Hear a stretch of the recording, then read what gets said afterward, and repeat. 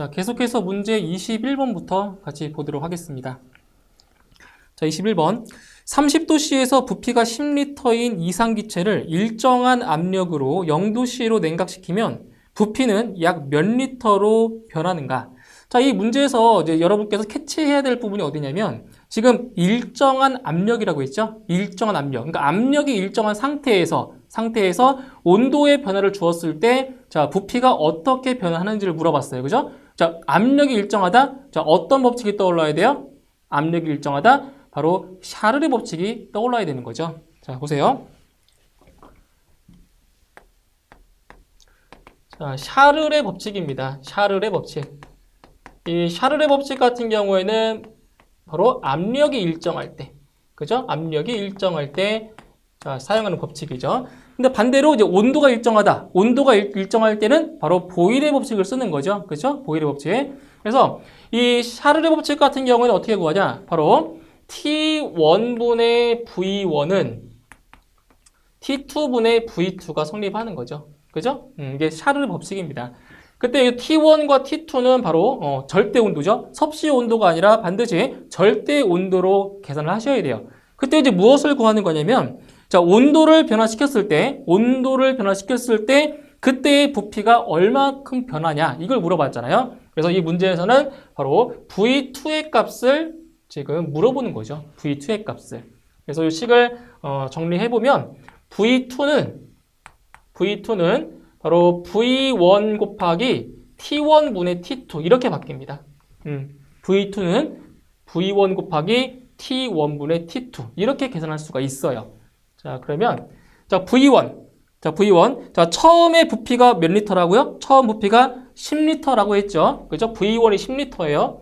자, 10리터 곱하기 자, T1은 자, 섭씨 온도가 30도씨였으니까 절대 온도로 바꾸면 273 플러스 30이 되는 거죠. 그렇죠? 절대 온도니까. 자, 그런데 이거를 0도씨로 냉각시켰다. 30도씨였던 것을 0도씨로 냉각시켰다. 그러면 T2가 273 플러스 0 켈빈이 되는 거죠. 그렇죠? 자, 이렇게 해서 계산하시면 돼요. 그럴까요? 자, 이렇게 해서 계산을 하시게 되면 자, V2는 대략적으로 바로 9리터 정도가 나오게 됩니다. 그래서 답은 2번에 9리터가 답이 되겠습니다. 다음 22번. 자, 대기의 압력이 106kPa이라면 게이지 압력이 1226kPa인 용기에서 절대 압력은 몇 kPa인가? 자, 지금 뭘 구하는 거냐? 절대 압력을 구하는 거죠. 자, 이것도 공식이니까 기억을 해두시면 됩니다. 절대 압력. 절대압은 대기압 플러스 계기압력이죠. 계기압. 암기해주시면 돼요. 자, 그리고 참고로 자, 절대압을 또 다르게 구할 수도 있잖아요. 자, 절대압은 대기압 마이너스 진공압. 그죠? 그러니까 진공압력이 나왔을 때는 이제 이렇게 구하시는 거고요. 그죠? 계기압력이 나왔을 때는 이렇게 구하는 거죠. 첫 번째 식. 그죠? 그래서 절대압력은 자, 어떻게 구하냐? 자, 이거는 지금 진공압력이 안 나왔기 때문에 이제 이 식을 이용해서 구하시는 거예요. 그죠? 자, 지금 대기에서의 압력이 106kPa이래요. 대기압 106 플러스 그 다음에 게이지 압력, 계기 압력이 1226kPa이래요. 1226 더하시면 돼요, 그냥. 그죠? 대기 압력과 계기 압력을 더하시면 돼요. 이게 절대 압력입니다. 그러면 이 값이 얼마 나오냐? 1332가 나오죠.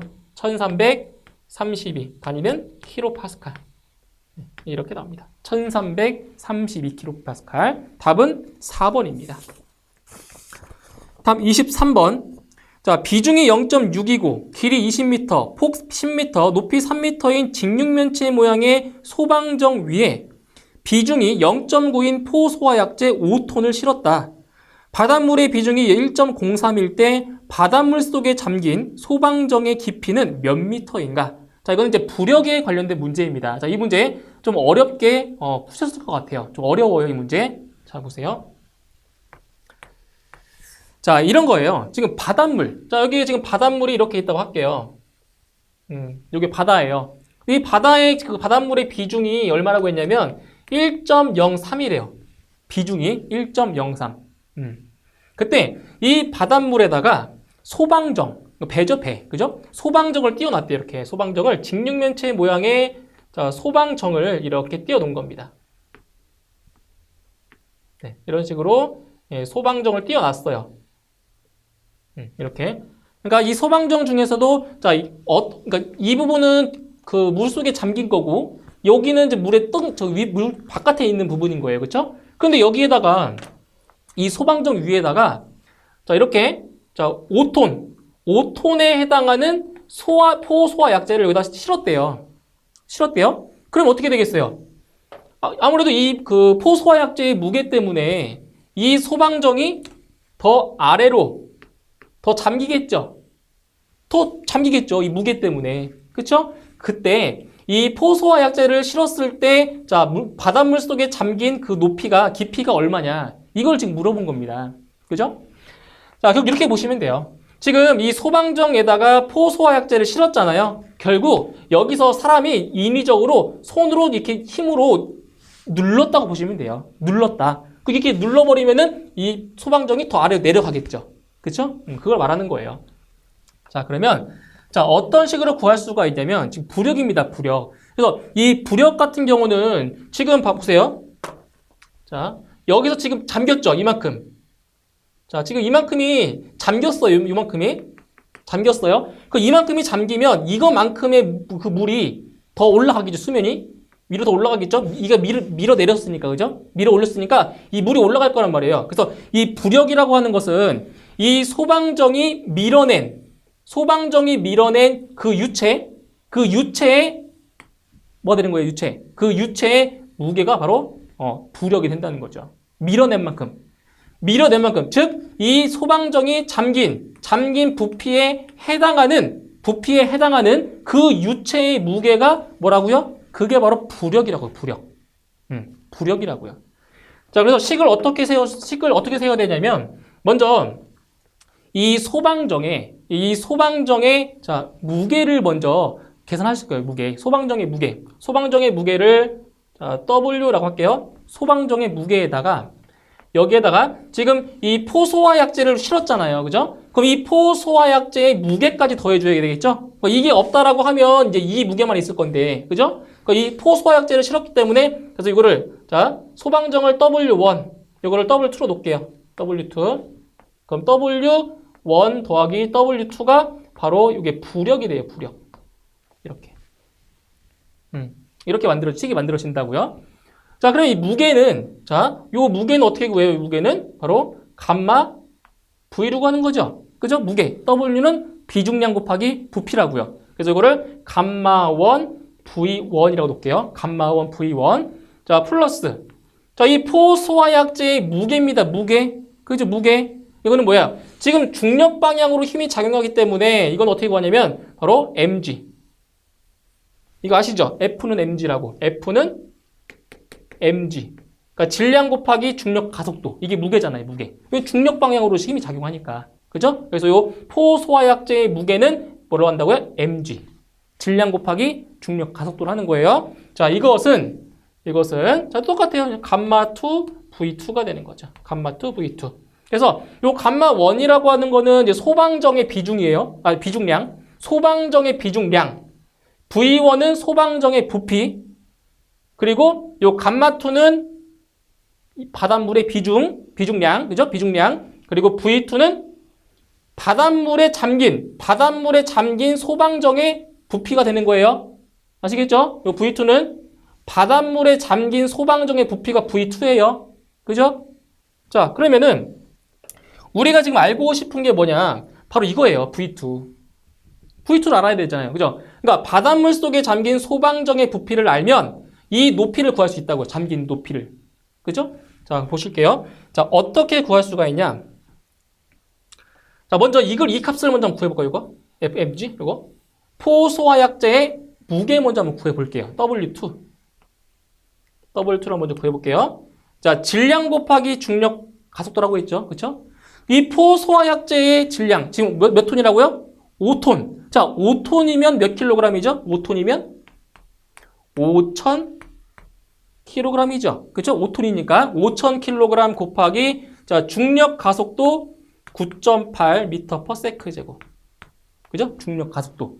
자, 계산해 주시면 자, W2 이 포소화약제의 무게는 49,000N이 나와요. 49,000N. 무게가 이거예요. W2의 값 이거 값이. 자, 그다음에 이제 감마원은 이 소방정의 이제 비중량인데 자, 비중이 얼마라고 했어요? 소방정은 비중이 0.6이라고 했죠. 그죠? 0.6. 그럼 W1은 자, 비중량 구하는 거니까 비중 곱하기 얼마다? 바로 물의 비중량인 9,800N/세제곱미터를 곱해줘야 돼요. 이게 뭐예요, 이게? 이게 바로 소방정의 비중량입니다. 그죠? 여기에다가 곱하기 얼마? 이 소방정의 부피. 자, 지금 뭐라고 했어요? 길이가 20m라고 했죠? 폭은 10m라고 했고요. 높이가 3m라고 했어요. 이거죠. 이렇게. 그죠? 이게 W1입니다. W1. 그래서 식을 이제 정리를 해보면 이렇게 나와요. 자, V2를 이제 구할 거예요. V2. 자, V2는 감마2 분의 지금 감마1 V1이 지금 이거잖아요. 이거죠. 그래서 0.6 곱하기 9,800 단위 생각할게요. 곱하기 20 곱하기 10 곱하기 3입니다. 자, 이게 뭐예요, 이게? 이게 W1이에요. W1 소방정의 무게입니다. 자, 여기에다 플러스 자, W2 포소화약제의 무게 49,000N. 49,000N. 그리고 자, 감마2는 바닷물의 비중량이죠. 바닷물의 비중량인데 지금 바닷물의 비중이 1.03이잖아요. 그렇죠? 그러면 1.03 곱하기 9,800이죠. 그렇죠? 물의 비중량 곱하기 비중. 이렇게 구하는 거예요.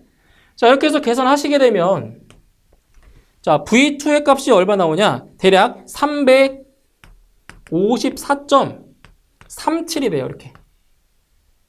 네, 이렇게 나옵니다. 354.37 세제곱미터. 이게 뭐예요, 이게? 이게 뭐예요? 바로 여기죠. 바닷물에 잠긴 소방정의 부피예요. 바닷물에 잠긴.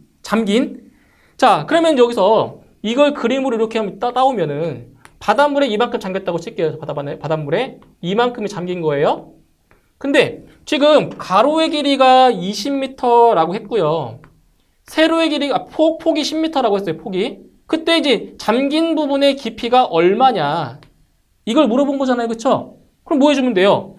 잠긴 부분의 부피를 잠겨있는 부분의 부피를 바로 길이와 폭으로 나눠주면 높이 나오겠죠. 깊이. 그렇죠? 나오겠죠? 그래서 이렇게 계산하시는 거예요. 354.37을 자, 길이, 소방정 길이 그리고 폭으로 나눠주면 된다고요. 그럼 잠긴 깊이가 나오겠죠. 그죠? 이렇게 해서 계산하시게 되면 대략 1.77m 정도가 잠기는 겁니다. 1.77m. 그죠? 이렇게 하시는 거예요. 좀 어려워요. 문제 푸시기 이거. 그래서 많이 연습을 하셔야 되는 문제 중에 하나입니다. 이거. 그렇게 해서 답은 3번에 답이 있습니다. 다음 24번. 수평 원관 속을 측류 상태로 흐르는 경우 유량에 대한 설명으로 틀린 것은 자, 이것은 이제 유량과 이제 다른 값들의 관계, 뭐 비례 관계인지 반비례 관계인지를 물어보는 그러한 문제예요. 그럼 이 문제를 풀려면 기본적으로 공식을 알고 계시면 자, 비례 관계인지 반비례 관계인지를 알 수가 있다라는 거죠. 그래서 지금 이게 측류 상태로 흐른다고 했죠. 난류가 아니라 측류 상태로 흐른다고 했어요. 자, 어떤 공식 쓰냐? 바로 하겐포화젤 공식을 자, 이용해서 자, 관계를 구할 수가 있습니다. 자, 하겐포화젤 공식이에요. 그래서 H 손실 수도죠. 마찰 손실 수도. 마찰 손실 수도는 자, 어떻게 구하냐? 파이 곱하기 감마 D 자, D의 4제곱분의 128 뮤 LQ입니다. 128 뮤 LQ 이렇게 돼요. 이게 하겐포화젤 공식이에요. 그런데 여기서 이 마찰 손실 수도도 어떻게 구할 수 있냐면 바로 비중량 분의 압력으로 구할 수가 있죠. 압력 강화 델타 P 이렇게 구할 수가 있단 말이에요. 그러면 여기에서 자 바로 이 관계식을 이용하는 겁니다. 이 관계식. 이렇게. 이 관계식이에요. 그냥 보시면 여기 양변에 이 비중량이 똑같이 있으니까 비중량은 이렇게 없앨 수 있어요. 비중량을. 근데 지금 문제에서 자, 유량에 대한 설명이에요. 유량에 대한 설명. Q. 유량에 대한 설명이에요. 그럼 이 식을 자, 유량에 관한 식으로 바꾸면 돼요. 유량에 관한 식으로 자, 바꿀 수가 있어요. 자, 어떻게 바꿀 수가 있냐? 바로 보세요. 128 곱하기 뮤 곱하기 L 분의 델타 P 그리고 파이 곱하기 D의 4제곱 이렇게 바뀝니다. 이 관계식을 자, 유량에 관한 식으로 바꾸면 이렇게 바뀌어요. 그럼 여기서 자, 유량과 자, 다른 값들의 비례 반비례 관계는 너무 쉬워요. 자, 분자에 있는 값들은 비례 관계죠. 분모에 있는 값들은 반비례 관계입니다. 전부 다 반비례 관계. 아시겠죠? 분자에 있는 것은 비례 관계, 분모에 있는 게 반비례 관계예요. 반비례. 자, 그럼 1번부터 볼게요. 1번. 자, 점성계수에 반비례한다. 유량은 점성계수에 반비례한다. 맞네요? 그죠? 유량은 점성계수에 반비례한다. 맞고요. 2번. 관의 길이에 반비례한다. 유량은 관의 길이에 반비례한다. 맞죠? 유량은 관의 길이에 반비례한다. 맞고요. 3번. 관 지름의 4제곱에 비례한다. 유량은 관 지름의 4제곱에 비례한다. 맞죠? 유량은 관 지름의 4제곱에 비례한다. 3번도 맞네요. 그죠? 다음 4번.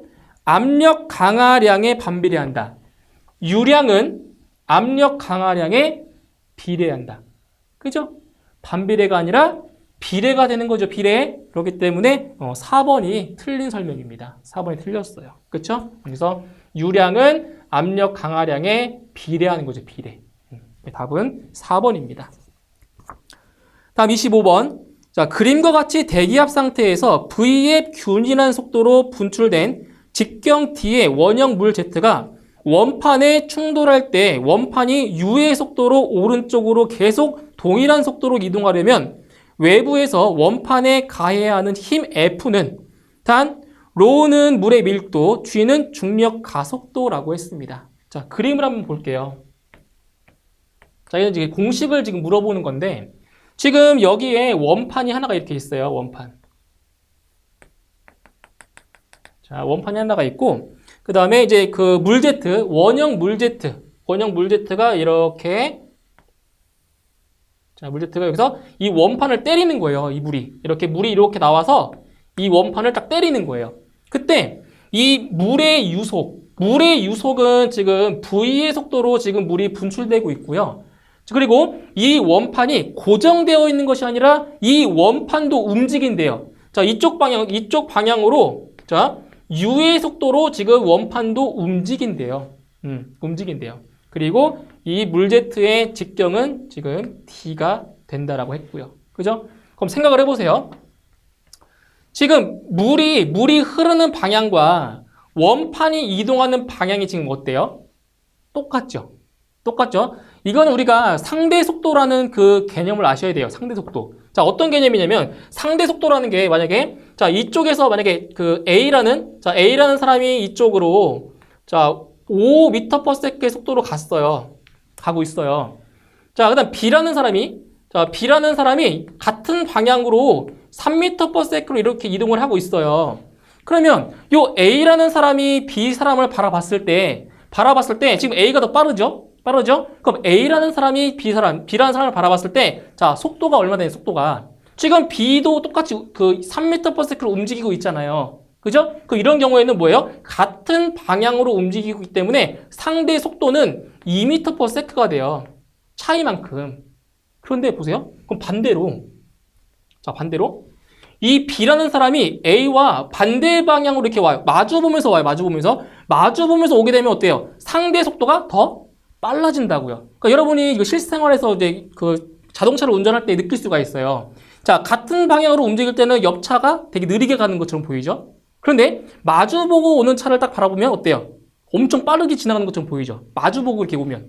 그죠? 그거라고요. 상대 속도가. 그래서 이렇게 반대의 방향, 마주보면서 오게 돼버리면 이때는 상대 속도가 8m/s가 돼버린다고요. 엄청 빠르게 오는 것처럼 보인다고요. 왜? 나는 이쪽으로 가고 상대는 이쪽으로 오고 있으니까. 이게 상대 속도입니다.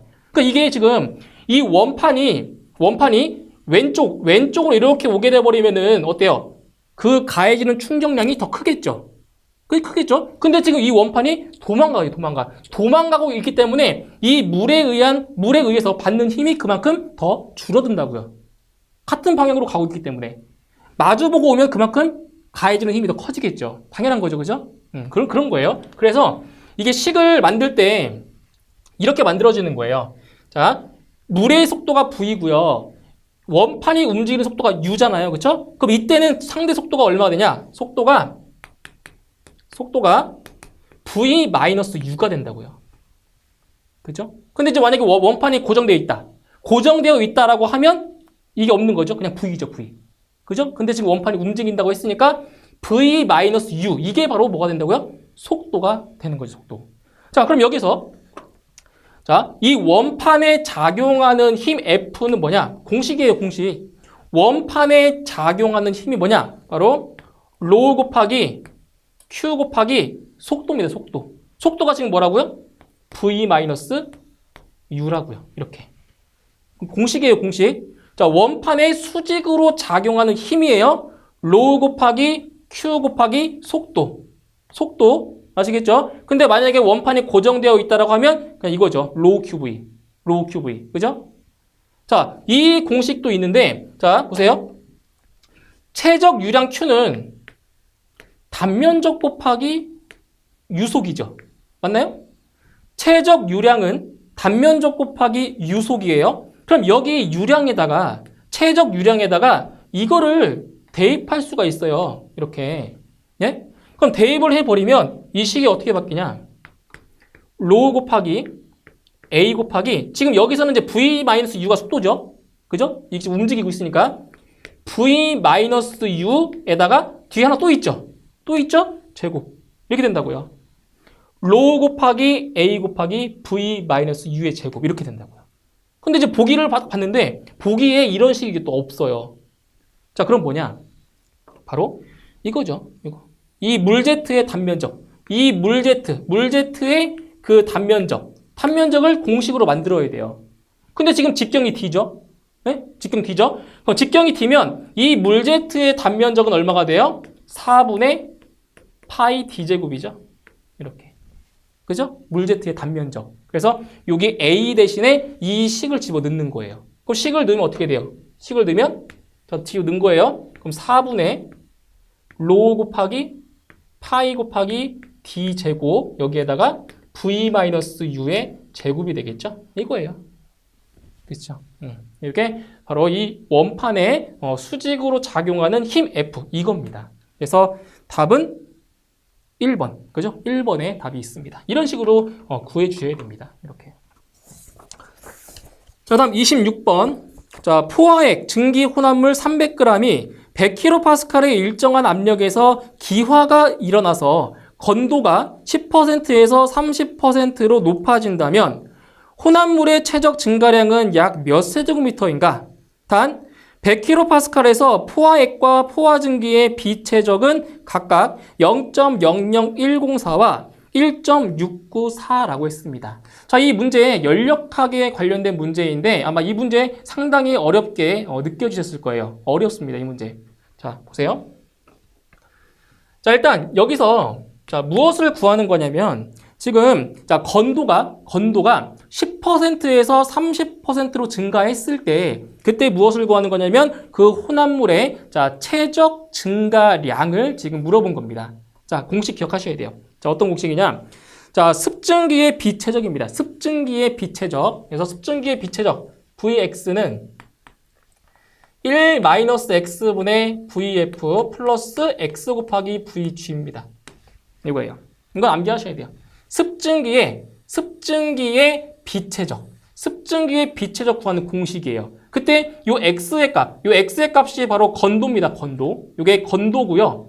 자, Vf가 그 포화액의 비최적이고요. 그리고 요 Vg가 포화 증기의 비최적이 되겠습니다. 자, 이 공식을 가지고 자, 풀 수가 있는데 첫 번째 자, 건도가 자, 10%일 때 습증기의 빛 최적을 구할 거예요. 건도가 몇 퍼센트라고요? 10%일 때. 10%. 자, 그럼 이거를 이제 V10으로 놓을게요. V10. 10%일 때. 자, 그러면 1 마이너스, 지금 건도가 10%니까 이 x에 대입할 값은 0.1입니다. 0.1 곱하기, 자, VF가 뭐라고요? VF가 포와 액의 빛 최적이에요. 그래서 0.00104예요. 0.00104. 자, 플러스. 자, x는 건도라고 했죠. 0.1 곱하기, 자, VG는 포와 증기의 빛 최적. 얼마예요? 1.694라고 했어요. 1.694. 자, 이렇게 해놓고 계산하시면 돼요. 자, 계산하시면 이 값이 얼마 나오냐? 0.170 그리고 336. 네, 이 정도 나와요. 0.170336 정도가 나오고요. 자, 같은 방법으로 이제 건도가 30%일 때를 또 구할 거예요. 건도가 30%일 때. 자, 그럼 V30. V30은 1-0.3이죠. 0.3 곱하기 0.00104에다가 플러스 0.3 곱하기 1.694가 되겠죠. 그죠? 그러니까 이 건도만, 지금 건도의 값만 지금 바뀐 거예요. 30%로. 그죠? 이렇게 해서 계산하시면 건도가 30%일 때의 습증기의 빛 최적은 0.508 그리고 928. 네, 이 정도 나옵니다. 30%일 때. 자, 그러면 자, 빛 최적의 증가량을 볼까요? 빛 최적의 증가량. 빛 최적 증가량. 그러니까 건도가 10%일 때가 이만큼이었고 30%일 때가 이만큼이잖아요. 그죠? 그러면 얼만큼 증가했냐? 그죠? 여기서 이거만큼 이만큼 증가했잖아요. 그렇죠? 그럼 뭐 해주면 돼요? 여기서 이것을 빼면 되겠죠? 그죠? 여기서 이거를 빼면 돼요. 나중 거에서 처음 거를 빼주면 돼요. 그게 바로 증가량이 되는 거죠. 자, 빼주면 얼마 나오냐? 이 값이 0.338592가 돼요. 자, 단위가 뭐예요? 단위가 세제곱미터 퍼 킬로그램이죠? 빛최적, 그죠? 빛최적이에요. 0.338592 세제곱미터 퍼 킬로그램. 이건 뭐냐? 1kg당 이거만큼의 증가량이 생긴다는 거잖아요. 그런데 문제 보세요. 1kg, 혼합물이 1kg이 아니라 몇 킬로그램이에요? 몇 g이에요? 300g. 잘 보셔야 돼요. 지금 이거는 1kg당 이만큼의 변화량이잖아요. 그쵸? 근데 지금 문제에 나온 혼합물의 양은 1kg이 아니라 더 적잖아요. 300g이죠. 그래서 여기에다 곱하기 얼마 해주냐? 곱하기, 자, 300g이면은 0.3kg이죠. 0.3kg을 곱하시는 거예요. 그쵸? 혼합물이 300g밖에 안 되니까. 그죠? 0.3kg을 곱해주세요. 그러면 빛최적의 증가량은 대략 0.102 정도가 나옵니다. 단위는 세제곱미터겠죠. 이렇게. 아시겠죠? 그래서 답은 4번에 답이 있습니다. 4번. 다음 27번. 자, 그림과 같이 폭이 넓은 두 평판 사이를 흐르는 유체의 속도 분포 UY가 다음과 같을 때 평판 벽에 작용하는 전단 응력은 약 몇 파스칼인가? 단 UM은 1m/s, H는 0.01m, 유체의 점성계수는 0.1이라고 했습니다. 자, 이 문제도 자, 미분이라는 그 개념을 모르면 이거 풀 수 없어요. 미분이라는 개념을 알고 계셔야, 미분하는 법을 알고 계셔야 풀 수 있는 그러한 문제입니다. 어려워요. 자, 미분을 모르면 이 문제 못 풀어요. 자, 보세요. 자, 지금 일단 문제의 식이 나와 있죠. 속도 UY. 자, UY가 얼마냐? UM 곱하기 1 마이너스 H분의 Y의 제곱이라고 이렇게 나왔어요. 이렇게. 그러니까 지금 이거를 미분으로 할 줄 알아야 풀 수가 있다고요. 미분을 해야 되거든요. 미분을. 자, 그럼 이제 문제에서 자, 전단 응력을 물어봤죠. 전단 응력. 자, 전단 응력은 점성 계수 곱하기 du dy죠. 맞나요? 전단 응력은 점성 계수 곱하기 뭐예요? 속도 구배. 이걸로 구하는 겁니다. 자, du, dy.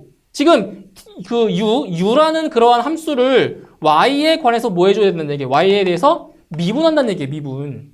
이게 미분한다는 뜻이에요. 미분. 요 d라고 하는 게. 그죠? 그래서 이 함수를 y에 관해서 미분을 해야 된다고. 미분해줘야 돼요. 그런데 지금 이 식에 보면 자, y가 어디에 있어요? y가 여기 있죠. y가. 그렇죠? y가 여기 있잖아요. 자, 이걸 미분해야 돼요. 이거 미분. 자, 미분해야 되는데 해보세요. 자, 이제 미분하는 거를 지금 이제 구할 거예요. 자, 보시면 du, dy. 그러니까 이거죠, 이거. 이거를 지금 구하는 과정인 거예요. 자, 미분을 어떻게 해주냐? 자, 지금 1이라는 값은 상수죠, 상수. 상수죠? 자, 상수는 미분하면 얼마 나와요? 미분하면? 상수는 미분하면 0이에요, 0. 0 나와요, 0. 그 무슨 말이냐면은 이걸 이제 그래프로 한번 보면 자, 지금 그 왜 우리 상수 함수라는 것이 있어요. 지금 이건 1이죠. 그러면 보세요. 이게 y는 1이라는 이러한 함수인데 자, 여기 보시면 이게 그 미분이라고 하는 거는 어떤 순간 지점에서의 그 기울기를 말하는 거예요. 기울기. 그럼 이 상수 함수면은 어떤 점이 됐든 간에 기울기가 전부 다 얼마야? 기울기가 0이죠. 기울기 0이에요. 0. 그렇기 때문에 이러한 상수를 미분하면 항상 뭐가 나온다고요? 항상 0이에요. 0. 0. 그래서 이건 미분해봤자 0이니까 큰 의미가 없다고요. 근데 지금 이 변수 y가 어디에 있어요? 여기에 있죠. 그죠? 그러니까 이거를 미분을 하실 수 있어야 돼요. 미분을. 이거를 하실 수가 자, 있어야 됩니다. 자, 그러면 보세요. 자, 지금 이거를 이제 요거를 이제 풀었으면은 h 제곱분의 y의 제곱이 돼요. 맞죠? 그럼 이제 이 h 제곱도 마찬가지로 뭐가 되는 거죠? 상수. 왜냐면 지금 변수가 y이기 때문에 이거는 상수가 돼요, 상수. 그럼 이제 이 식이 어떻게 바뀌냐면, 자, 이거 1을 무시할게요. 어차피 미분해봤자 0이니까. 그럼 식이 어떻게 바뀌냐? 자, 이거 어려워요. 좀 잘 보셔야 돼요. 그럼 식이 어떻게 바뀌냐면은, uy를 정리하면, h 제곱분의 um이죠. 요 앞에 마이너스 있어요. 마이너스 붙여주고요. 자, y의 제곱. 이렇게 된다고요. 이렇게 돼요, 이렇게. 이제 이거를 이제 미분할 거예요, 미분. y에 대해서 미분할 거라고요, 미분. 그럼 미분은 어떻게 해주냐? 자, 보세요. 자, 만약에 y는 뭐 x제곱 더하기 3x란 이런 식이 있다고 할게요. 이거 미분을 하는 방법을 설명해 드리는 거예요. 자, y 프라임. 자, 미분은 지금 요 지수 있죠, 지수. 요 지수가 앞으로 곱해져요. 그 얼마예요? 2가 되고, 그리고 여기는 지수가 하나가 빠져요. 그럼 x의 1승이 된다고요. 그 다음 여기도 마찬가지예요. 여기 지금 1이 있는 거죠. 1이 있는 거죠. 그럼 미분을 하면 이 1이 앞으로 곱해진다고요. 앞으로 곱해지면 3이 되고 x의 0제곱 되죠. 그죠? 1이 빠지는 거니까 미분했을 때. 그럼 여기 x의 0승은 얼마다? 1이다. 그래서 미분을 하면 이렇게 식이 만들어진다고요. 미분을 하면. 이러한 방법으로 얘를 미분해야 돼요. 이러한 방법으로. 자, 그러면은 잘 보세요. 지금 이걸 구할 거예요. du, dy를 지금 구할 거예요. 여기 지금 지수에 2가 있죠? 2가 어떻게 된다고? 2가 앞으로 곱해진다고요. 앞으로 곱해지면 자, h 제곱분의 마이너스 2 곱하기 um 그리고 여기는 뭐가 돼요? y가 되는 거죠. 왜? 지수가 하나 빠지니까 1이 하나 빠지니까 y의 1승이 돼버린다고요. 이거예요. 이거. 자, 그런데 지금 보면 자, 그림에서 자, h의 값이 얼마예요? h의 값이?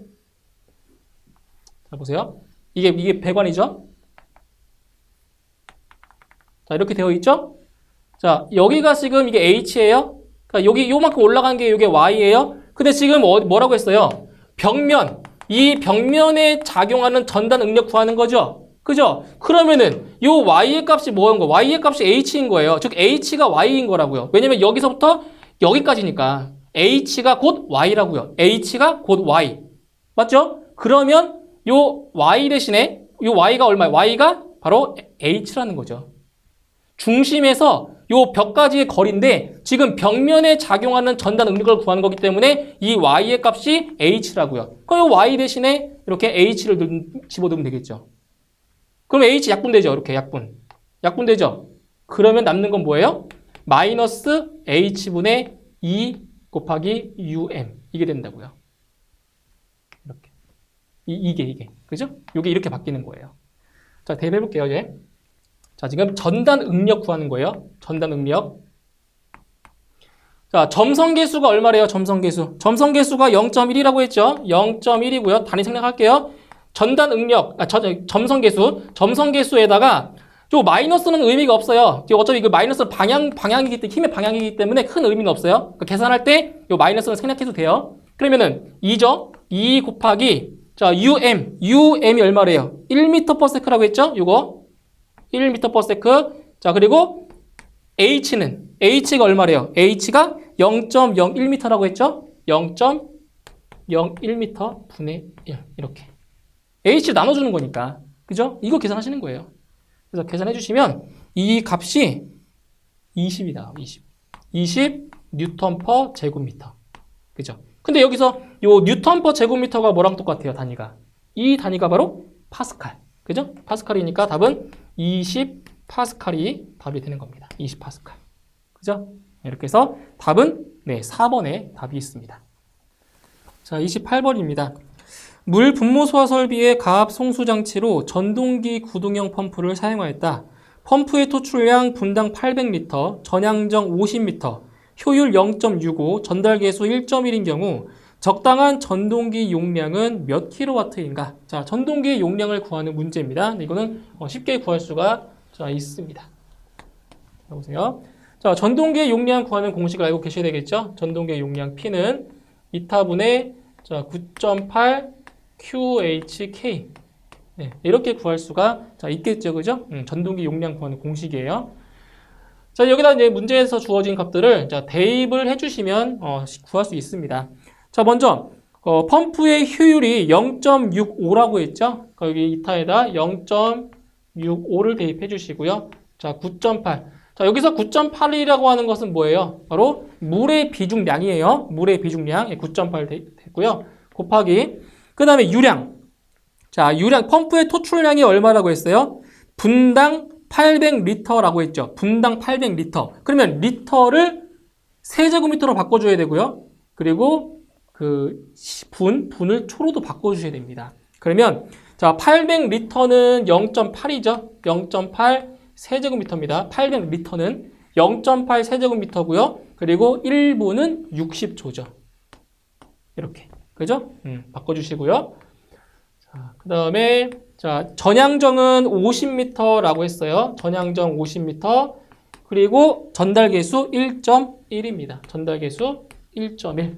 자, 이렇게 해놓고 계산을 하시게 되면 전동기의 용량은 11.1 정도가 나오네요. 11.1 kW 이렇게 나오게 됩니다.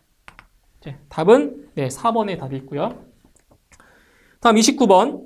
비중량 및 비중에 대한 설명으로 옳은 것은, 자, 비중과 비중량에 대한 설명 중 옳은 것 찾는 겁니다. 자, 1번에 비중량은 단위 부피당 유체의 질량이다. 자, 보세요. 자, 이거는 이제 단위를 좀 보시면 되는데, 단위예요, 단위. 자, 보세요. 자, 밀도. 자, 밀도라고 하는 거는, 밀도는 부피분의 질량이죠. 부피분의 질량. 그래서 밀도의 단위가 킬로그램 퍼 세제곱미터예요. 그렇죠? 밀도. 그러니까 단위 부피당 질량. 이건 밀도죠, 밀도. 그죠? 그 1번 틀렸겠죠, 그죠? 1번 틀렸어요. 그러면 비중량은 뭐냐? 자, 비중량은 단위 부피당 질량이 아니라 뭐예요? 중량이에요. 그래서 단위 부피당 질량은 밀도고요. 단위 부피당 중량이 바로 비중량이죠. 그래서 단위가 뭐예요? 단위가 뉴턴 퍼 세제곱미터잖아요. 그렇죠? 그래서 1번은 비중량이니까 유체의 질량, 단위 부피당 유체의 중량이 돼야 맞습니다. 1번 틀렸고요. 2번, 자, 비중은 유체의 질량 대 표준 상태 유체의 질량 비다. 자, 이거는 얼핏 보면 맞는 것처럼 보여요. 그죠? 어떤 유체의 질량과 표준 물체의 질량의 비로 이제 구할 수가 있는데, 이건 어떻게 구하냐? 여기서 이 말이 들어가야 돼요. 같은 부피. 같은 부피라는 말이 꼭 들어가야 돼요. 같은 부피에 대한 유체의 질량비다. 그죠? 그래서 2번은 예, 틀렸어요. 같은 부피가 돼야 돼요. 같은 부피. 그 다음에 3번. 기체인 수소의 비중은 액체인 수은의 비중보다 크다. 틀렸죠? 자, 액체인 수은의 비중은 대략 13.6 정도가 돼요. 그래서 액체 상태인 수은의 비중이 그리고 기체 상태인 수소의 비중보다 작은 것이 아니라, 큰 것이 아니라, 그 수은의 비중이 더 큰 거죠. 그렇기 때문에 3번은 틀린 설명이 되겠고요. 4번, 압력의 변화에 대한 액체의 비중량 변화는 기체의 비중량 변화보다 작다. 그래서 4번이 옳게 설명된 내용입니다. 답은 4번입니다. 다음 30번. 영하 15도씨의 얼음 10g을 100도씨의 증기로 만드는 데 필요한 열량은 약 몇 킬로줄인가? 단, 얼음의 융해열은 335, 물의 증발 잠열은 2256, 얼음의 평균 비열은 2.1, 물의 평균 비열은 4.18이라고 이렇게 나와 있습니다. 자, 이건 바로 열량을 구하는 문제죠. 자, 보실게요. 열량 구하는 거예요. 자, 이 문제에서 구하고자 하는 게 뭐냐? 영하 15도씨, 영하 15도씨의 얼음을 자, 무엇으로 만드는 거냐면 100도씨의 증기, 100도씨의 수증기로 만드는 데 필요한 열량을 물어본 거예요. 열량. 그죠? 그러면 여기서 얼음은 고체예요. 수증기는 기체죠. 그럼 고체 상태에서 기체 상태로 변한 거기 때문에 고체, 액체, 기체. 즉 여기서 계산하실 거는 뭐냐? 고체 상태인 얼음을 먼저 액체로 만든 다음에 그죠? 녹아야 되겠죠? 그 액체를 다시 기체로 만들어야 되는 거예요. 그죠? 이렇게 만들어줘야 돼요. 그래서 여기는 총 4가지의 단계를 거쳐서 열량을 구할 수가 있습니다. 자, 보실게요. 첫 번째 과정은 일단 영하 15도씨의 얼음을 자, 무엇으로 만들어야 되냐? 자, 무엇으로 만들어야 돼요? 바로 0도씨의 얼음까지 만들어야 돼요. 0도씨의 얼음으로. 그렇죠? 0도씨의 얼음으로. 그럼 이건 뭐냐? 자, 온도는 변했어요. 온도는 변했는데 뭘 안 변했어요? 상태 안 변했죠? 고체 상태 안 변했잖아요. 그죠? 그럼 여기에는 어떠한 열이 작용하냐? 어떠한 열이에요? 바로 현열이죠. 현열. 자, 여기는 현열이라고 하는 것이 작용합니다. 현열. 이거는 이제 온도 변화만 있는 거예요. 온도 변화는 있고 상태 변화가 없는 거. 이게 바로 현열. 그죠? 현열이죠. 자, 그럼 여기서 이거를 이제 Q1이라고 할게요. Q1은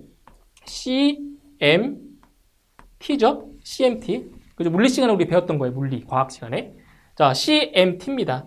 자, 그럼 여기 C는 이제 비열이죠. 얼음의 비열이 얼마라고 했어요? 얼음의 비열이 얼마냐면 얼음의 비열이 2.1이에요. 2.1. 그래서 2.1 곱하기 요 비열. 자, 이거는 뭐예요? M은 질량. 자, 지금 얼음의 질량이 몇 g이라고요? 10g. 자, 10g인데 지금 여기서 단위가 전부 다 킬로그램 단위로 나왔기 때문에 그 10g을 킬로그램으로 바꿔주셔야 돼요. 그럼 10g이 얼마냐? 10g은 0.01 킬로그램이 되겠죠. 다시 쓸게요. 0.01 킬로그램. 질량, 얼음의 질량이에요. 자, 여기에다 곱하기.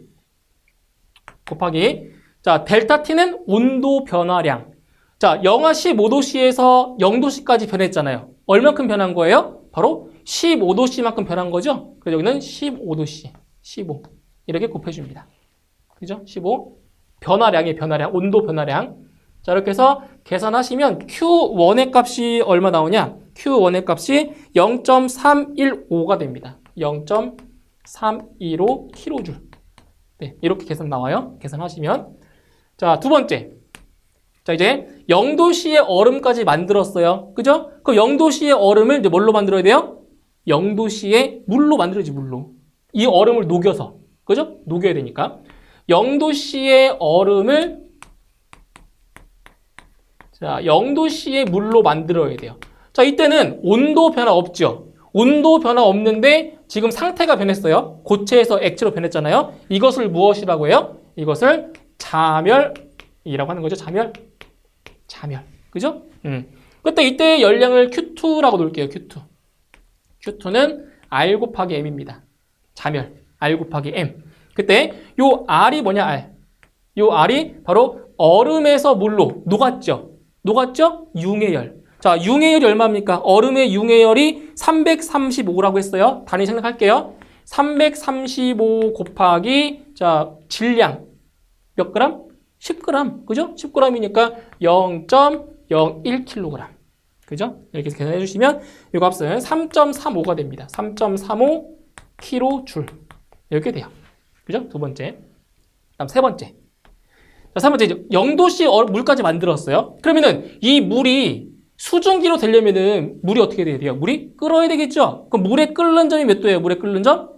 100도씨. 그죠? 그래서 이 0도씨의 물을 100도씨까지 일단 온도를 올려야 돼요. 그래야 물이 끓으니까. 그래서 0도씨의 물을 100도씨까지 온도를 올려야 됩니다.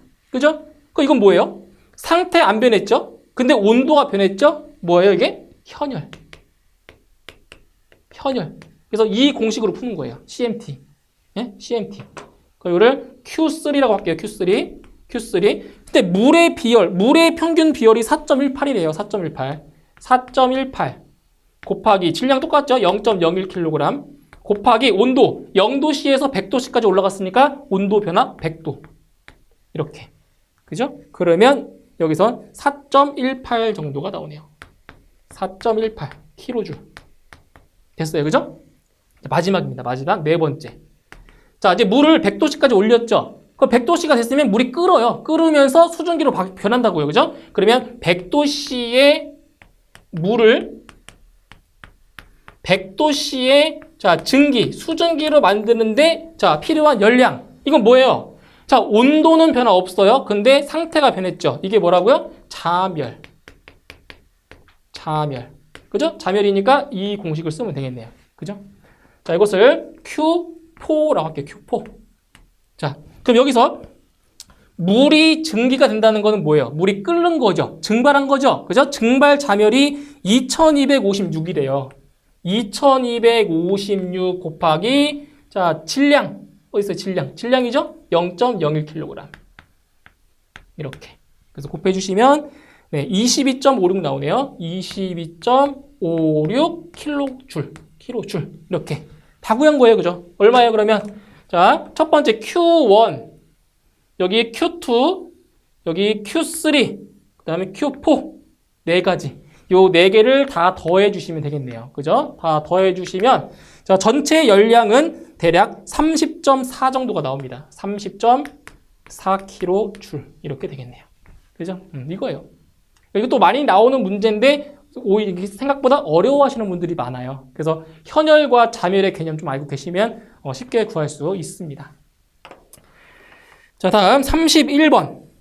부차적 손실계수 K가 2인 관 부속품에서의 손실 수도가 2m이면 이때의 유속은 약 몇 미터 퍼 세컨인가?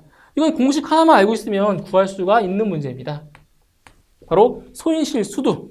손실 수도 H는 얼마냐? K 곱하기 2G분의 V제곱. 그죠? 이 공식이에요. 이 공식에서 무엇을 구하는 거냐면 바로 속도 V. 그죠? 이걸 구하는 거예요. 그럼 이 식을 이제 변형하시면 되겠죠. 변형. 자, 이 식을 변형하면 어떻게 되냐? V제곱은 K분의 2GH가 돼요. 이거 식 변형하는 거는 많이 연습하시면 돼요. V제곱은 K분의 2GH가 되고요. 자, 양변에 루트를 씌워서 이제 여기 자, 제곱을 없애주는 거죠. 그죠? 이렇게 없어지잖아요. 그럼 V는 루트 K분의 2GH가 됩니다. 자, 대입하시면 되겠죠.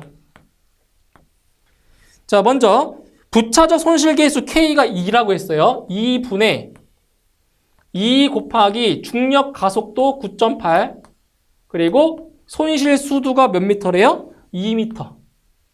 이겁니다. 네. 그래서 계산을 하시면 유속은 대략 4.43 정도 나오겠네요. 4.43 미터 퍼 세크. 네, 이렇게 됩니다. 답은 1번에 있고요. 다음 32번. 자, 그림과 같은 U자관 차 맥주계에서 감마1은 9.8, 감마2는 133, 감마3는 9.0, H1은 0.2m, H3는 0.1m이고 압력차가 30kPa일 때 H2는 몇 미터인가? 이건 뭐예요? 차 맥주계, 시차 맥주계에서 자, 높이를 구하는 문제입니다. 자, 보세요. 자, 그림을 한번 그려보면은, 자, 여기가 지금 A라는 곳이고요. 자, 여기가 B라는 곳입니다. 그래서 이렇게 생겼어요.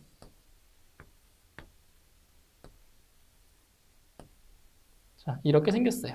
그래서 요 관 안에, 이 관 안에 들어있는 유체를 이제 색상으로 좀 구분을 해볼게요. 색상으로 구분해보면, 자, 여기는 지금 감마1. 자, 비중량이 감마1이라고 하는 유체가 들어있고요. 자, 그 값을 보니까 여기는 물입니다. 물. 9.8이라고 했으니까. 이게 감마1이 여기 들어있고요. 감마1. 그 다음에, 이제 여기 아래쪽에는 이제 감마2. 자, 비중량이 감마2인 유체가 자, 이만큼 들어있다고 해요. 이만큼. 자, 여기는 감마2인 유체가 들어있어요.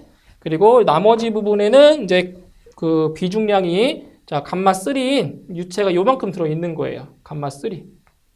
이렇게 들어있어요. 자, 그때 무엇을 구하는 거냐면, 자, 높이가 여기서부터 여기까지가 H1이래요. H1. 그리고 여기서부터 여기까지가 H2래요. 그리고 여기서부터 여기까지가 H3래요. H3. 그때 무엇을 구하는 거냐면 바로 이 H2, 이 높이가 몇 미터냐. 자, 이걸 물어본 거죠. 자, 어떻게 구할 수가 있냐면 자, 이 지점, 이 A라는 지점에서의 압력을 PA. 요 B라는 지점에서의 압력을 PB라고 하면 자, PA 빼기 PB 두 지점 사이의 압력차가 30kPa만큼 차이가 난대요. 그리고 H1은 얼마래요? H1이 얼마라고 했어요? 0.2m라고 했어요. 0.2m. 그리고 H3는 0.1m래요. 요게 0.1m. 1m. 그 다음에 자, 비중량 감마1은 9.8이고요. 감마2가 얼마예요? 감마2가 133이네요. 133. 비중량이. 그 다음 감마3는 9.0이래요. 9.0. 감마3는 9.0. 이렇게 문제에 나온 거예요. 그러면 이제 이걸 가지고 자, 식을 만드셔야 돼요. 식을. 자, 어떻게 식을 만들 거냐? 자, 여기서 일단 중요한 것은 자, 기준을 잡는 게 중요해요. 기준. 이 지점과 여기 있죠? 이 지점과 이 지점이 어때요? 높이가 동일하죠? 동일하다는 것은 이 지점에서의 압력과 이 지점에서의 압력이 뭐다? 같다. 압력이 같다. 이걸 이용해서 푸는 거예요. 식을 만드는 거예요. 이 지점과 이 지점에서의 압력은 같다라고 놓고 문제를 푸는 거죠. 자, 그럼 보실게요. 그럼 먼저 이 지점에서의 압력 먼저 구해볼게요. 이 지점. 지금 이게 PA죠. 근데 지금 이 유체가 이렇게 내려오고 있잖아요. 이 A를 기준으로 했을 때 유체가 아래 중력 방향으로 내려오고 있잖아요. 그죠? 그럼 중력 방향으로 내려오고 있을 때는 압력이 부호가 뭐다? 플러스 부호라고 생각하시면 돼요. 중력 방향이면 플러스고요. 중력과 반대 방향이면 마이너스라고 생각하시면 돼요. 그래서 식이 어떻게 만들어지냐면 여기 보세요. PA죠. 자, 지금 내려오고 있죠. 내려오고 있으니까 부호가 플러스 부호라고요. 그리고 우리 왜 압력 구할 때 어떻게 구해서 압력 P는 감마 H 이거 구했죠. 맞죠? 압력은 감마 H 이걸 이용해서 구하는 거예요. 그러면 여기는 감마 1 H1이 되는 거죠. 요만큼 해당하는 압력. 자, 같다고요. 그럼 여기서의 압력은 뭐냐? 이게 PB죠? PB. 자, 마찬가지로 내려오고 있어요. 그러니까 여기에서 여기까지 우리 기준이 되는 점까지 내려오고 있는 거잖아요. 중력 방향으로 내려오고 있을 때는 부호가 플러스 부호라고요. 그럼 이거 먼저 쓸게요. 이거 먼저. 얼마예요? 감마 2 H2. 여기는 감마 3 H3. 이렇게 식이 만들어져요. 이 식을 만들어 놔야 이제 문제를 풀 수 있는 거예요. 그러면 이제 우리가 자, 구하고자 하는 그 값이 뭐냐? 이거죠? H2. 이거 H2. 이거를 구하는 거예요. 그러면 이것만 남겨놓고 다 뭐 해주면 돼요? 넘겨줘요. 이렇게. 이항시켜줘요. 이항. 응? 이항시켜주세요. 그럼 식이 어떻게 되냐? 다시 정리할게요. 감마2 곱하기 H2는 자, 요거 지금 두 개 넘어왔어요. 넘어오면 PA 넘어왔죠? 마이너스 PB가 돼요. 부호 바뀌니까. 그죠? 그 다음에 플러스 감마1 H1 요거 넘어오면 마이너스 감마3 H3. 그쵸? 이렇게 바뀌어요. 그런 다음에 이제 양변을 뭘로? 감마2로 나눠주는 거죠, 이걸로. 그럼 H2만 남겠죠. 이거 나눠주라고, 이거 감마2. 그럼 여기 나누기 감마2. 이렇게. 그럼 H2만 남잖아요. 이거 계산하시면 돼요, 대입해서. 자, 보세요. 자, 문제에서, 자, A 지점과 B 지점의 압력차가 30kPa이라고 했죠. 이게 압력차. 얼마예요? 30kPa이니까 30kNm/제곱미터죠? 킬로파스칼. 똑같은 단위죠, 킬로파스칼. 자, 플러스. 감마1은 9.8이에요. 단위 생략할게요. 9.8 곱하기 H1이 0.2m고요. 자, 마이너스예요. 여기 부호 바뀌니까 넘어왔을 때 마이너스 감마3가 9.0이죠. 자, 9 곱하기 H3가 0.1m. 그죠? 나누기 감마2. 자, 감마2가 얼마래요? 133이라고 했죠? 133. 이렇게. 자, 이렇게 해놓고 풀면 돼요. 예, 풀면 이 값이 얼마 나오냐? 대략적으로 0.234m가 나오게 됩니다. 0.234m. 그래서 답은 3번에 답이 있습니다. 다음 33번. 자, 펌프와 관련된 용어의 설명으로 옳은 것은, 자, 펌프와 관련된 용어의 정의, 용어에 대한 설명 중, 자, 옳게 설명된 것을 찾으시면 돼요. 자, 1번. 캐비테이션 해서 송출 압력과 송출 유량이 주기적으로 변하는 현상이다. 이거 뭐예요? 송출 압력과 송출 유량이, 자, 주기적으로 변하는 현상이 바로, 네, 서징입니다. 서징. 캐비테이션이 아니라, 서징에 대한 설명이에요. 그래서 1번 틀렸고요. 2번.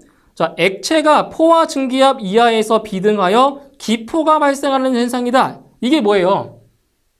자, 포화 증기압 이하에서 비등하여, 자, 기포가 발생한다? 이것은 바로 공동현상.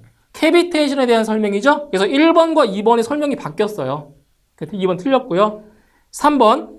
관을 흐르던 물이 갑자기 정지할 때 압력파에 의해 이상음이 발생하는 현상이다. 이것이 바로 수격 현상이죠. 수격작용. 즉, 워터 해머링. 그죠? 그래서 답은 3번이 옳게 설명이 됐고요. 4번에 MPSH, 펌프에서 상사법칙을 나타내기 위한 비속도다. 잘못됐죠? 그래서 이 MPSH라고 하는 것은 바로 그 유체를 흡입할 수 있는 그 흡입 측의 양정. 이것을 MPSH라고 하는 거죠. 그래서 옳게 설명된 것은 3번입니다. 3번. 다음 34번. 수평 배관 설비에서 상류 지점인 A 지점의 배관을 조사해보니 지름 100mm, 압력 0.45MPa, 평균 유속 1m/s였다. 또 하류의 B 지점을 조사해보니 지름 50mm, 압력 0.4MPa였다면 두 지점 사이의 손실 수두는 약 몇 미터인가? 단 배관 내의 유체의 비중은 1이라고 했습니다. 자, 무엇을 구하는 거냐면 지금 이거예요. 자, 34번이죠. 지금 수평 배관. 네, 수평 배관이에요. 자, 이렇게 수평 배관이 있고, 자, 여기를 A 지점, 상류 A 지점이라고 할게요. 그리고 여기가 하류 지점이 B라고 할게요. 그럼 유체가 상류에서 하류 이쪽 방향으로 이제 물이 이렇게 흐르겠죠. 그죠? 물이 흐르겠죠? 수평 배관. 그러니까 수평 배관이라고 하는 거는 이 높낮이 차가 없어요. 높이 차가 없는 거예요. 수평 배관이니까. 자, 그때 문제의 그 조건을 보면, 자, A 지점에서의 요 지름, 요 배관의 지름이 여기가 100mm래요. 100mm고요. 그 다음에 압력은 요 P1이라고 할게요. P1. 압력이 0.45MPa. 이렇게 나왔어요. 그리고 평균 유속 V1이죠. V1은 1m/s래요. 자, 그 다음에 B 지점을 조사해 봤더니 여기는 지름이 50mm래요. 50mm. 압력 P2죠. 압력은 0.4MPa. 자, 그때 이 두 지점 사이에 손실 수두가 몇 미터냐 이거를 물어봤어요. 그럼 이 문제 같은 경우에는 바로 베르누이의 수정 방정식을 이용해서 구할 수가 있다는 거죠. 베르누이의 수정 방정식이에요. 저 뭐냐? 감마 분의 P1 플러스 2G분의 V1의 제곱 플러스 Z1은 감마분의 P2 플러스 2G분의 V2의 제곱 플러스 Z2 플러스 여기에 바로 손실수두가 들어가는 거예요. 손실수두. 이거. 그죠? 그러니까 이게 없으면 베르누이의 그냥 방정식이에요. 일반적인 방정식인데 자, A 지점에서 B 지점까지 오는데 손실이 생겨요, 안 생겨요? 손실이 생기죠? 그 손실이 이거라고요. 그죠? 그 손실만큼을 더했을 때 같은 값이 나온다는 거죠. 이거죠. 자, 그런데 지금 요 A 지점과 B 지점을 봤을 때 지금 이게 수평배관이죠. 그죠? 수평배관. 수평배관이기 때문에 이 Z1과 Z2의 값이 어때요? 동일하겠죠. 그죠? 높이 차가 없다고요. 그래서 요 식에서는 Z1과 Z2를 배제하고 푸시는 거예요. HL. 이걸 구하는 거죠. HL. 자, 그런데 여기서 이 손실수두를 구하기 전에 먼저 구할 게 있어요. 자, 무엇을 먼저 구해야 되냐? 지금 요 A 지점에서의 유속은 나왔죠? 1m/s가 나왔어요. 근데 지금 여기는 자, V2는 지금 알아요, 몰라요? 모르죠? V2 몰라요. 그죠? 근데 우리는 이제 많이 공부했으니까 이걸 알 수 있어요. 자, 보세요. 속도. 자, 이걸 기억하세요. 속도는 직경의 제곱에 뭐 한다? 반비례한다. 이거 좀 기억을 해두세요. 속도, 유속. 자, 유속은 배관의 직경의 제곱에 뭐 한다고요? 반비례한다. 반비례. 그러니까 무슨 말이냐? 배관의 굵기가, 배관의 구경이 크면 클수록 어때요? 유속이 작아지겠죠. 물이 흐르는 곳이 넓으니까. 이건 상식적으로 생각하시면 돼요. 그래서 유속은 배관 직경의 제곱에 뭐 한다고? 제곱에 반비례한다고요. 반비례. 그럼 여기 보세요. 여기 A 지점은 지금 직경이 100mm죠. 요 B 지점의 직경은 50mm죠. 그럼 직경이 절반밖에 안 돼요. 절반. 그죠? 그럼 직경의 절반이라고 하는 거는 지금 직경의 제곱에 반비례한다고 했죠. 그럼 직경이 지금 2분의 1배가 됐어요. 2분의 1배. 직경이. 그럼 이거에 뭐라고? 이거에 제곱에 반비례해요. 제곱에 반비례한다고요. 그럼 2분의 1의 제곱이면 얼마예요? 2분의 1의 제곱이면은 4분의 1이죠. 그죠? 4분의 1에 반비례하는 거니까 결국 V2는 V1의 몇 배다? 4배다. 그래서 V2는 4m/s인 거예요. 맞죠? 이거 알고 있으면 그냥 바로 나온다고요. 직경이 절반이니까 유속은 4배. 이렇게. 그래서 V2는 4m/s입니다. 그러니까 여기 대입하기 위해서 구한 거예요. V2. 대입하기 위해서. 자, 그럼 식을 한번 정리를 해볼게요. 우린 지금 이 손실 수두를 구하는 거잖아요. 그럼 HL은 자, 이제 여기서 H를 남기고 요 감마분의 P2와 2G분의 V2의 제곱을 다 1로 넘기세요. 이렇게 다 넘기세요. 이것만 남기면 되니까. 이걸 구해야 되니까. 자, 넘기시면 얼마 되냐? 감마분의 P1 마이너스 P2. 되겠죠? 이거 같은 거. 압력 수두끼리, 속도 수두끼리 묶어준 거예요. 압력 수두, 속도 수두끼리 묶어준 거예요. 그런 다음에 플러스 2G분의 자, V1의 제곱 마이너스 V2의 제곱이다. 맞죠? V1의 제곱 마이너스 V2의 제곱. 이렇게. 이거. 여기다 대입만 하시면 돼요. 대입만. 이거. 자, 넣어볼게요.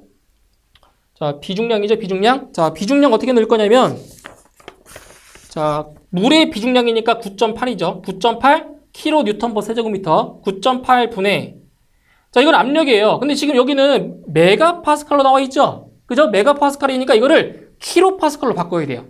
왜냐면 여기가 지금 단위가 kN/세제곱미터이기 때문에. 그럼 메가와 킬로의 관계, 메가와 킬로의 관계 몇 배 차이예요? 몇 배? 1000배. 그죠? 킬로의 1000배가 메가잖아요. 그죠? 그래서 어떻게 하냐? 0.45에다가 곱하기 1000. 곱하기 1000 하시면 돼요. 그럼 얼마가 되냐면 450이죠. 맞나요? 0.45에다가 1000을 곱하면은 이게 뭘로 바뀌는 거예요? 다리가 킬로파스칼로 바뀌죠. 그죠? 450 마이너스 여기는 0.4메가파스칼이니까 400킬로파스칼. 이렇게 단위를 바꾸시면 자 플러스 2 곱하기 자 G는 중력 가속도죠. 9.8m/s 제곱. 자 분의 자 V1 V1이 1이잖아요. 그럼 1의 제곱 마이너스 V2가 4죠. 그죠? 4의 제곱.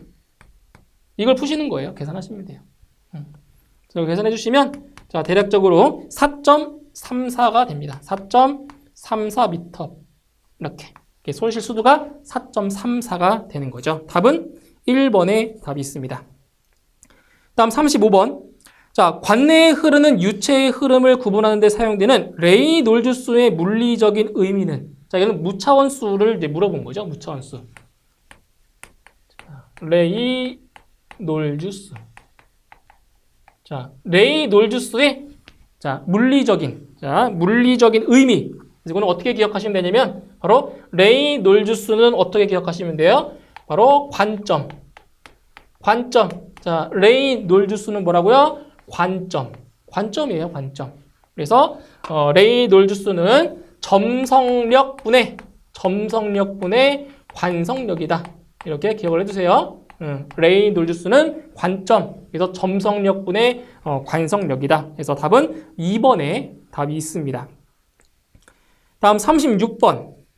자, 베르누이의 정리가 적용되는 조건이 아닌 것은 자, 베르누이의 방정식의 자, 적용 조건이 아닌 것을 찾는 거예요.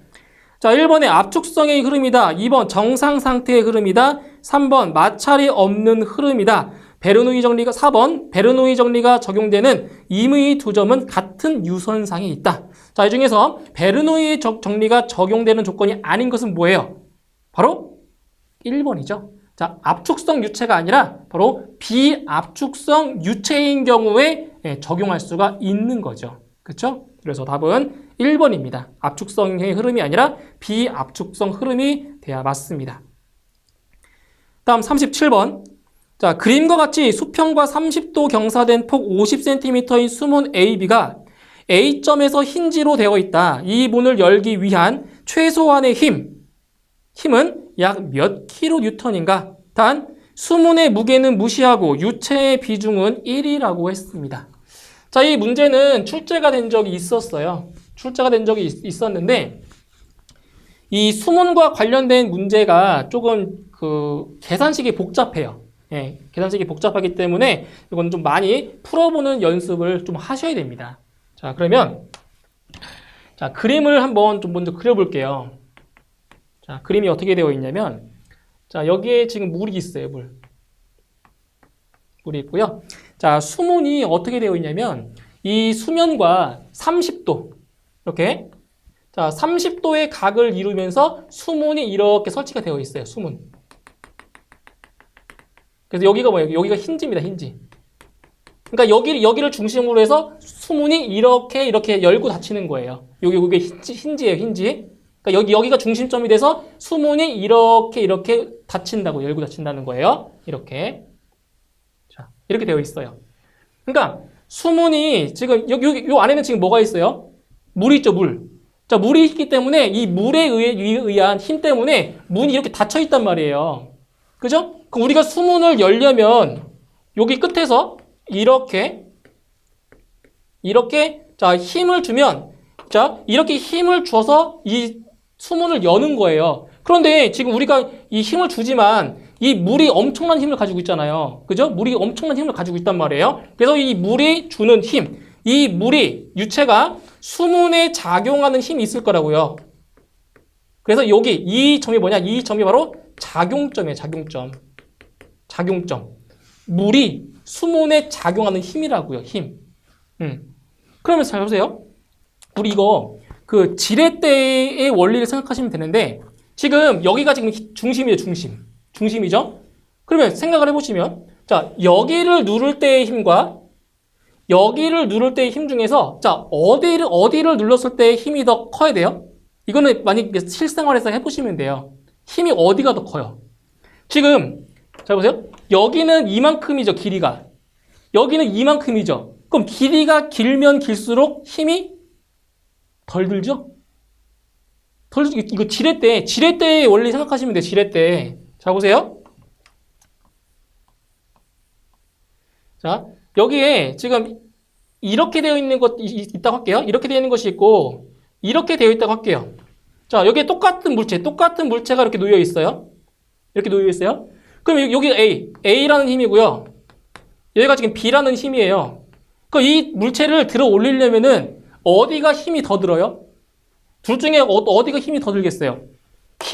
이쪽이 힘이 더 들겠죠. 왜? 짧으니까. 여기는 기니까.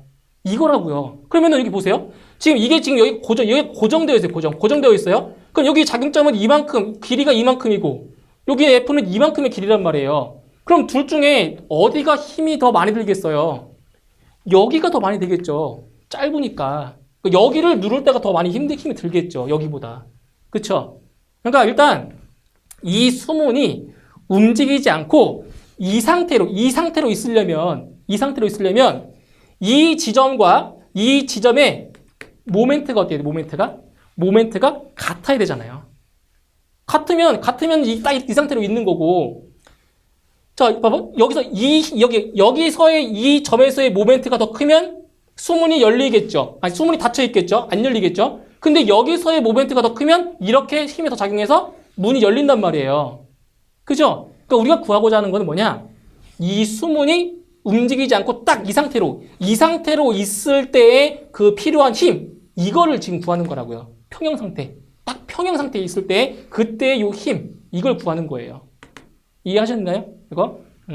그러면 제일 먼저 구하셔야 될 게 뭐냐? 제일 먼저 구할 거는 유체가 이 수문에 작용하는 힘 있죠? 수문에 작용하는 힘을 먼저 구하셔야 돼요.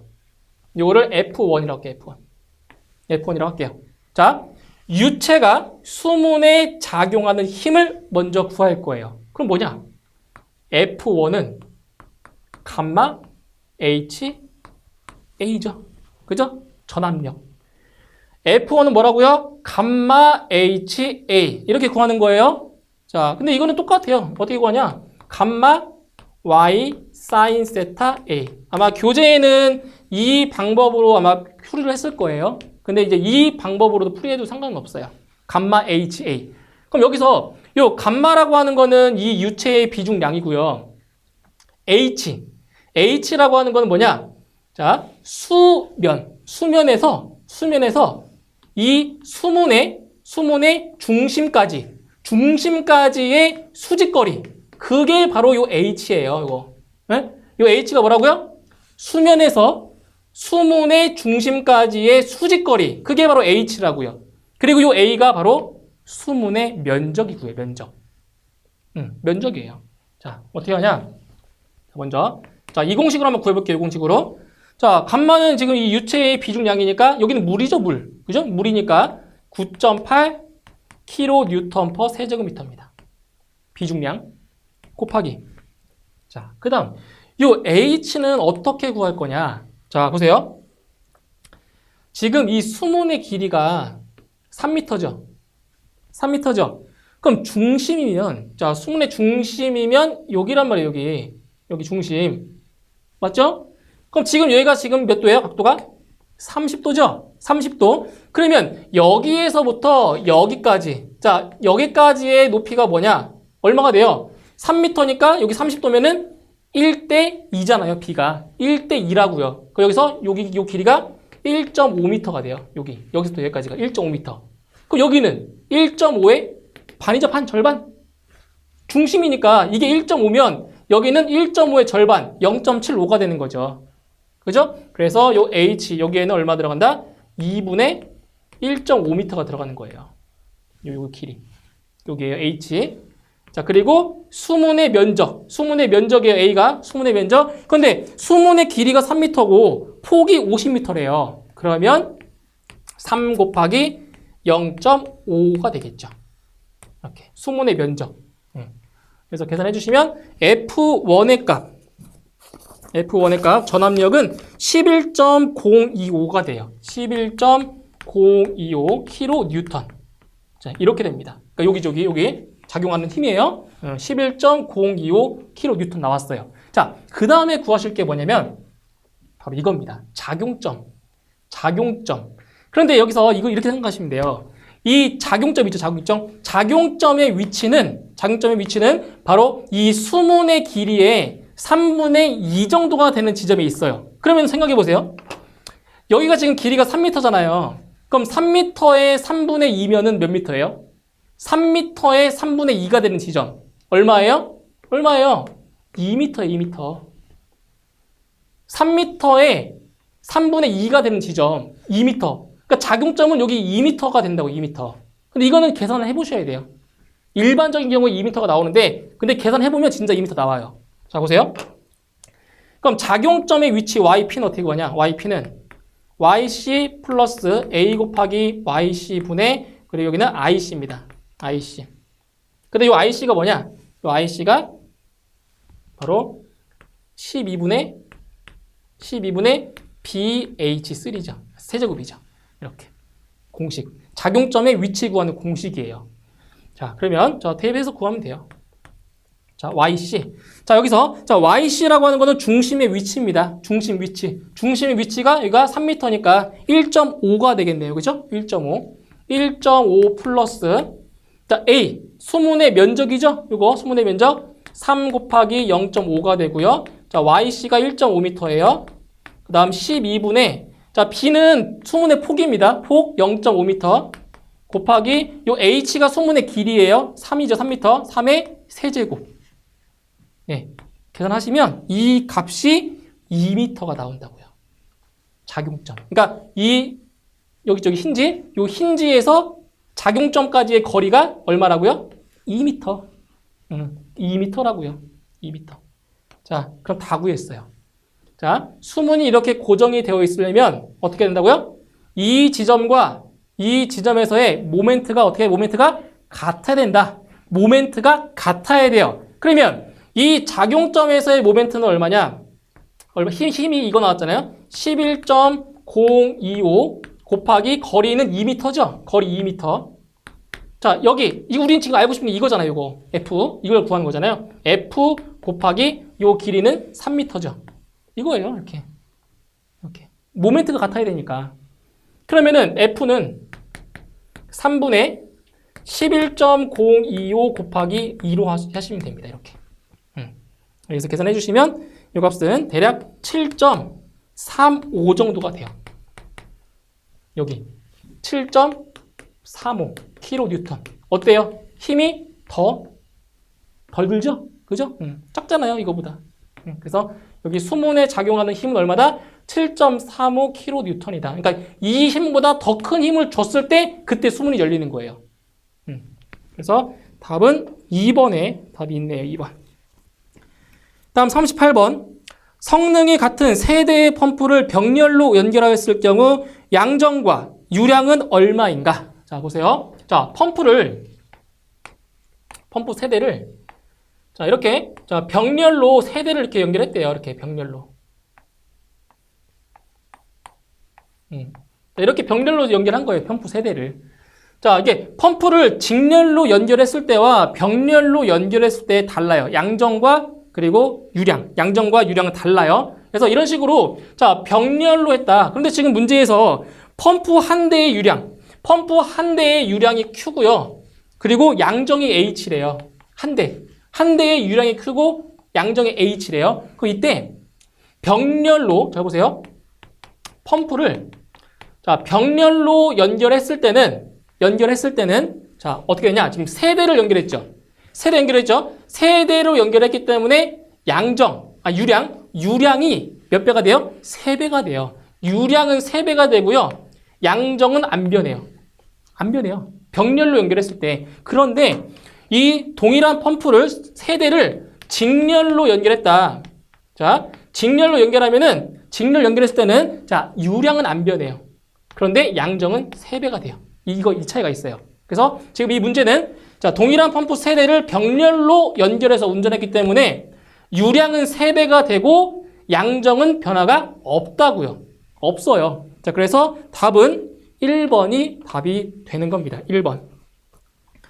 다음 39번. 원관 속을 측류 상태로 흐르는 유체의 속도 분포가 다음과 같을 때 관벽에서 30mm 떨어진 곳에서 유체의 자, 속도 기울기는 약 몇인가? 자, 여기 보세요. 자, 여기 보시면 여기도 이 39번 문제도 미분이라는 개념이 들어가요. 미분. 자, 어떤 공식이냐면 U는 3 곱하기 Y의 2분의 1제곱이래요. 이게 뭐라고요? 이게 유속입니다. 유속. 네. 유속을 나타낸 겁니다. 유속. 그리고 여기서 요 Y값, 요 Y라는 값이 뭐냐? Y라는 값이 관벽으로부터의 거리입니다. 관벽으로부터의 거리. 자, 그럼 문제에서 무엇을 구하는 거냐? 유체의 속도 기울기, 속도 9배를 구하래요. 속도 9배. 속도 9배가 뭐예요? 바로 du, ty잖아요. 이거 속도 9배. 이거 du, dy. 그러니까 무슨 얘기냐? 이 속도의 그 함수, 속도 함수죠. 이 속도 함수를 y에 관해서 뭐 해주라는 얘기예요? 미분해라. y로 미분해라. 그죠? 자, 간단해요. 보세요. 자, 지금 이게 y가 변수죠. 상수 아니에요. 변수예요. 근데 지금 앞에 뭐가 있어요? 2분의 1승 있죠? 이 앞에 있는 이 지수가 어떻게 된다고요? 앞으로 곱해진다고요. 이게 2분의 1이 앞으로 곱해지면 2분의 3 되겠죠? 여기 앞에 3 있으니까 2분의 3이죠? y에 자, 지금 이 지수는 1이 빠진다라고 했죠? 1을 빼요. 2분의 1에서 1을 빼요. 얼마예요? 마이너스 2분의 1이죠. 그쵸? 자, 그런데 문제에서 뭐라고 했어요? 관벽에서 30mm 떨어진 곳에서 즉 무슨 말이냐? y의 값이 30mm라는 거예요. 관벽으로부터의 거리가 y니까 그럼 30mm를 뭘로 바꿔줘야 돼요? 미터로 바꿔야죠. 미터. 그죠? 자, 미터로 바꿔주면 0.03m예요. 그래서 요 y에다가 0.03을 대입하라고요. 0.03을. 그러면 2분의 3 곱하기 0.03의 마이너스 2분의 1승입니다. 뭐 이거는 계산기로 하시면 되잖아요. 그죠? 마이너스 2분의 1승 또는 뭐 마이너스 0.5승 이렇게 해주시면 돼요. 그래서 계산해 주시면 이 값이 대략적으로 8.66 정도가 나옵니다. 단위는 세크 마이너스 1승 이렇게 돼요. 8.66. 그래서 답은 3번에 있습니다. 다음 40번. 자, 표면 온도 15도씨, 방사율 0.85인 40cm 곱하기 50cm 직사각형 나무판의 한쪽 면으로부터 방사되는 복사열은 약 몇 와트인가? 단, 스테판 볼츠만 상수는 5.67 곱하기 10의 마이너스 8승이라고 나왔습니다. 스테판 볼츠만 상수가 나와 있어요. 별도로 암기 안 하셔도 됩니다. 자, 보세요. 자, 40번 문제에서는 이제 무엇을 구하는 거냐면 바로 복사 에너지, 복사열을 구하는 거예요. 복사열. 그럼 복사열을 구하는 공식 아셔야 되겠죠? 복사열. 자, Q는 바로 시그마 곱하기 A 곱하기 F 곱하기 T의 4제곱입니다. 이게 복사열, 복사 에너지를 구하는 공식이에요. 자, 그럼 여기서 요 시그마라고 하는 거는 스테판 볼츠만 상수죠? 스테판 볼츠만 상수 문제에 나왔어요. 5.67 곱하기 10의 마이너스 8승이라고요. 그죠? 스테판 볼츠만 상수예요. 자, 단위 생략할게요. 자, 여기에다가 곱하기. 자, A라고 하는 거는 면적이죠, 면적. 자, 얼마예요? 자, 나무판의 면적이 40 곱하기 50이라고 했죠? 자, 미터로 바꿔주면 0.4m, 0.5m. 이거. 면적입니다. 면적. 자, 곱하기 요 F가 바로 방사율입니다. 방사율. 방사율이 따로 안 나오면 그냥 1이에요. 1. 안 나올 경우에는 0.85. 곱하기 절대 온도의 4제곱. 근데 지금 섭씨 온도로 몇 도래요? 표면의 온도가 15도씨래요. 근데 이거를 절대 온도로 바꾸셔야 돼요. 그러면 273 플러스 15가 되는 거죠. 절대 온도의 4제곱. 그죠? 그래서 계산해 주시면 복사열은 대략 66와트, 그죠? 66와트가 나오게 되는 겁니다. 이렇게 해서 답은 2번의 답이 있네요.